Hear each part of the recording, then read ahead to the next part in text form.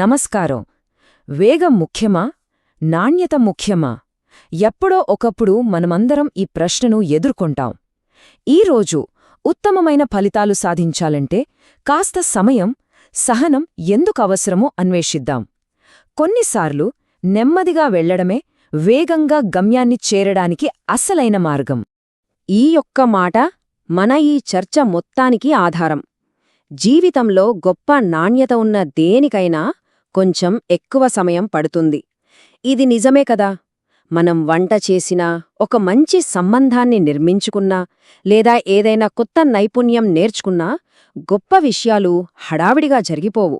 సరే, ఈ విషయాన్ని ఒక సింపుల్ ఉదాహరణతో అర్థం చేసుకుందాం. మనందరికీ సులభంగా కనెక్ట్ అయ్యేది ఫర్నిచర్ కొనడం. సరే, మనమొక ఫర్నిచర్ దుకాణంలోకి వెళ్ళామనుకోండి. అక్కడ రెడీమేడ్గా ఉన్న సోఫాను కొంటే 2-3 రోజుల్లోనే మన ఇంటికొచ్చేస్తుంది.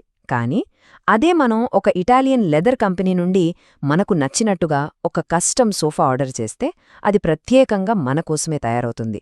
దానికి వాడే మెటీరియల్స్ కూడా చాలా ఉన్నతమైనవి. కానీ దానికి మనం ఓపిక పట్టాలి. 8 నుండి 12 వారాలు, అంటే దాదాపు 2 నుండి 3 నెలలు. అబ్బా, చాలా ఎక్కువ టైం అనిపించొచ్చు. కానీ ఆ క్వాలిటీ కోసం మనం పెట్టే సమయమది. గుర్తుంచుకోండి, ఇది కేవలం వెయిటింగ్ కాదు, అదొక ఇన్వెస్ట్మెంట్. సరే, ఈ ఫర్నిచర్ ఒక్కటే కాదు, మన చుట్టూ ఉన్న సమాజంలోనే చాలా విషయాల్లో వేగానికి ఇస్తున్న ప్రాధాన్యత వల్ల నాణ్యత ఎలా దెబ్బతింటుందో చూద్దాం. మనం ఇన్స్టెంట్ గ్రాటిఫికేషన్ సొసైటీలో ఉన్నాం. అంటే ప్రతిదీ వెంటనే జరిగిపోవాలి. ఆన్లైన్లో ఆర్డర్ చేస్తే గంటల్లో డెలివరీ, సినిమా చూడాలంటే ఒక్క క్లిక్, అంత ఫాస్ట్. ఈ స్పీడ్ వల్ల ఓపికగా వెయిట్ చేసే మన సహజమైన గుణాన్ని మనం మర్చిపోతున్నాం. దీనివల్ల మన అంచనాలు మారిపోయి నాణ్యత కంటే వేగానికే ఎక్కువ విలువ ఇస్తున్నాం. దీనికి బెస్ట్ ఎగ్జాంపుల్ ఏంటో తెలుసా? ఫాస్ట్ ఫుడ్ సెంటర్కి ఒక మంచి రెస్టారెంట్కి మధ్య ఉన్న తేడా. డ్రైవ్ త్రూలో ఫుడ్ వెంటనే వచ్చేస్తుంది, కానీ క్వాలిటీ అంతంత మాత్రమే. అదే ఒక మంచి రెస్టారెంట్లో అయితే ఆర్డర్ చేశాక మనకోసం ఫ్రెష్గా వండుతారు. కొంచెం టైం పట్టినా ఆ రుచి అద్భుతంగా ఉంటుంది. ఇంకో సింపుల్ ఉదాహరణ చూద్దామా? Car wash. ఆటోమేటిక్ కార్ వాష్లో 10 నిమిషాల్లో పనైపోతుంది. కానీ అది పైపైన శుభ్రం మాత్రమే.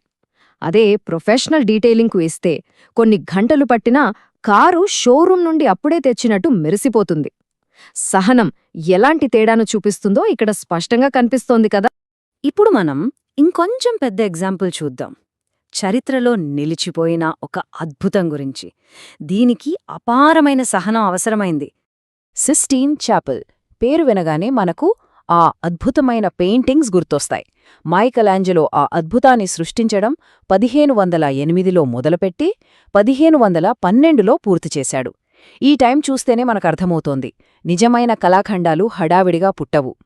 4 సంవత్సరాలు. ఒక్కసారి ఆలోచించండి.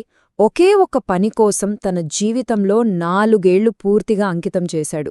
ఆ టైంలో ఆయన పడ్డ శారీరక కష్టం, మానసిక ఒత్తిడి మనం ఊహించలేం కూడా. కాని ఆ ఓపిక, ఆ డెడికేషనే కదా ఈరోజు మనం చూస్తున్న అద్భుతానికి కారణం. ఇది కేవలం సమయం కాదు, కళ కోసం చేసిన ఒక తపస్సులాంటిది. మైకలాంజెలో ఆ రోజు పని గురించి మాత్రమే ఆలోచించలేదు. 100 సంవత్సరాల తర్వాత కూడా జనం తన కళను చూసి ఎలా ఫీలవుతారో ఊహించాడు. అందుకే నిజమైన క్వాలిటీ కావాలంటే మనం కూడా అప్పటికప్పుడొచ్చే ఫలితాల గురించి కాకుండా లాంగ్ టర్మ్లో ఆలోచించాలి. ఒక పెద్ద చిత్రాన్ని చూడాలి. సరే, ఇన్ని ఉదాహరణలు చూశాం కదా. ఇప్పుడు కాసేపు మన గురించి మనం మాట్లాడుకుందాం. మన జీవితాల గురించి ఆలోచిద్దాం. ఇప్పుడు మనల్ని మనం వేసుకోవాల్సిన ప్రశ్నేది. మన లక్ష్యాలకి, మన కలలకి మనం ఎంత విలువిస్తున్నాం? వాటిని ఎంత సీరియస్గా తీసుకుంటున్నాం? మన కలలు ఒక కస్టమ్ ఆర్డర్ సోఫా లాంటివా? అంటే వాటికోసం ప్రత్యేకంగా టైం కేటాయించి ఓపికగా ఎదురుచూడాల్సినంత విలువైనవా? లేదా అవి ఒక సిట్ డౌన్ రెస్టారెంట్ అనుభవం లాంటివా? ఫాస్ట్ ఫుడ్ లాగా ఏదో ఒకట్లే అని సర్దుకోకుండా బెస్ట్ రిజల్ట్ కోసం వెయిట్ చేయగలమా? అన్నింటికన్నా ముఖ్యమైన ప్రశ్న ఇదే. మన జీవితంలో సాధ్యమైనంత ఉత్తమమైన ఫలితం కోసం కొంచెం ఎక్కువసేపు ఆగడం అవసరమంటారా, కాదంటారా? దీనికి సమాధానం మన దగ్గరే ఉంది. మరి ఇంత ఓపిక పడితే మనకు దక్కేదేంటి? ఆ వెయిటింగ్ వెనకున్న అసలైన బహుమతి ఏంటో ఇప్పుడు చూద్దాం. చూడండి, చాలాసార్లు మనం అనుకున్న టైం కంటే పనులకు ఎక్కువ సమయం పడుతుంది. అది సహజం. కానీ ఆ ఎక్స్ట్రా టైం అనేది ఒక వరం లాంటిది. మన పనిని ఇంకా పర్ఫెక్ట్గా చేయడానికి, మనం అనుకున్న దానికంటే బెటర్ రిజల్ట్ ఇవ్వడానికి అదొక అవకాశం అన్నమాట. టార్గెట్ కేవలం పని పూర్తి చేయడం కాదు, సాధ్యమైనంత బెస్ట్ అవుట్కమ్ తీసుకురావడం.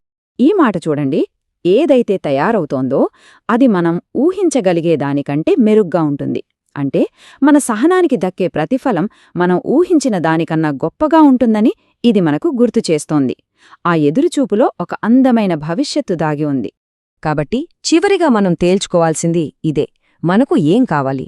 వెంటనే చేతికొచ్చే ఒక మామూలు ఫలితమా, లేక కాస్త టైం పట్టినా సరే మనం ఊహించిన దానికంటే కూడా అద్భుతమైన గొప్ప ఫలితమా? ఈ ఎంపిక మన చేతుల్లోనే ఉంది.